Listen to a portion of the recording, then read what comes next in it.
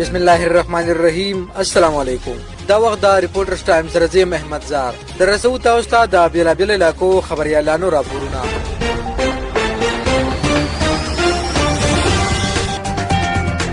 په تیر سیلاب کې په شب قدر ترخه کلی کې د پول پریوتو په وجه د درو میاشتونو د شب قدر او 400 ترمنځ رابطه ختمه شوې ده. د نورو تفصیلات لپاره د وطن رادیو خبريال حیات اقبال حیات طرف ته ځو.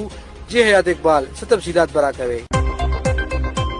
او بالکل احمد زار د تیرو درو سلورو میاشتونه په سیلاب کې په شب قدر ترخه کلی کې د کاټیالي د پل د راغورځېدو لکبله د تحصیل شب قدر او ضلع 400 ترمنځ رابطه ختمه شوې ده چې ورسره د ترخې سروانی حاجزه توزیبند جنپور گوخانه مازارا بکیانا سیدانو ډېره دولتپورا غړمبک جمټو ګګر ګړي محکمشاه ډيري سکندر خان او نورو کلو ترمنځ د خلکو تګ راتګ او جون هم ډیر زیات متاثر شوی دی. خو بیا هم په دې پل تر اوسه تعمیراتي کار پیل نشو. د دې سنگینی مسلې په اړه د ترخې کلی د روزة الاطفال سکول ام ډي جان محمد صاحب وایي چې اول خو زه حیات اقبال حیات صاحب ستاسو او ستاسو د وطن رادیو ډیر شکرګزار یم. نو خکته طرف ته د لس کلی دی چې د پل سره متاثر شوی دی او دغه شانتي د دې پل نه بره طرف ته د 15 کلی دی دی خپل ضلع 400 سره رابطه منقطع شوی ده. یو خدا که تاسو چرته سحر راغی نو شب قدر ته سکولونو ته چې کوم ماشومان زی